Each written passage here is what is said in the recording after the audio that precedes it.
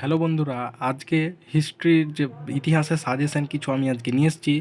এর মধ্যে থেকে বড় কোশ্চেন আসবে। তোমরা কোশ্চেনগুলো একবার আমার সাথে দেখে নাও। আর চ্যানেলের নাম এখানে লেখা আছে, দেখো, মিস্টার M200 2000, সেটা তোমরা কিন্তু সাবস্ক্রাইব করে নাও, যাতে আমি যখন কোশ্চেন ছাড়বো তখন তোমরা নোটিফিকেশানটা পেয়ে যাবে। তো প্রথম কোশ্চেনটা দেখো, চিকিৎসাবিদ্যার ক্ষেত্রে কলকাতা মেডিকেল কলেজের ভূমিকা কী ছিল? হ্যাঁ, যেগুলো আমি ইম্পর্টেন্ট মানে পড়বে, এর ভেতর থেকে এর বাইরে কোনো কোশ্চেন দেবে না, ওইগুলোই আমি কিন্তু আমার ইউটিউব চ্যানেলে দিই।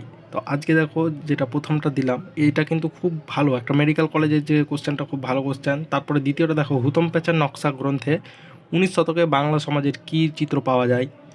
3 নম্বর দেখো, 19 শতকের নীলদর্পণ নাটক থেকে বাংলা সমাজের কী রূপচিত্র পাওয়া যায়। 19 শতকে নারী শিক্ষা বিস্তারে ড্রিঙ্ক ওয়াটার বেথুনের সাহেবের কী ভূমিকা ছিল। তারপর এখানে 5 নম্বরে দেখো, চুয়ার বিদ্রোহ যে টিকা, চুয়ার বিদ্রোহ সম্পর্কে টিকা লিখতে হবে। 6 নম্বরে 1857 খ্রিস্টাব্দে বিদ্রোহের প্রতি শিক্ষিত বাঙালি সমাজের কীরূপ মনোভাব ছিল। 7 নম্বরে দেখো, বাংলার বিজ্ঞান চর্চার বিকাশে মহেন্দ্রলাল সরকারের অবদান কী ছিল। 8 নম্বরে দেখো, আরেকটা টিকা আছে বারদৌলি সত্যাগ্রহ থেকে।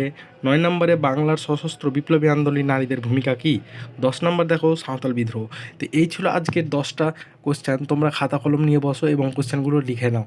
তারপরে তোমরা কোশ্চেনগুলো দেখে যাও, এর মধ্যে কিন্তু তোমরা কমন পেয়ে যাবে। চলো, পরবর্তী ভিডিও দেখার জন্য কিন্তু সাবস্ক্রাইব করে নোটিফিকেশানটা অন করে রাখো।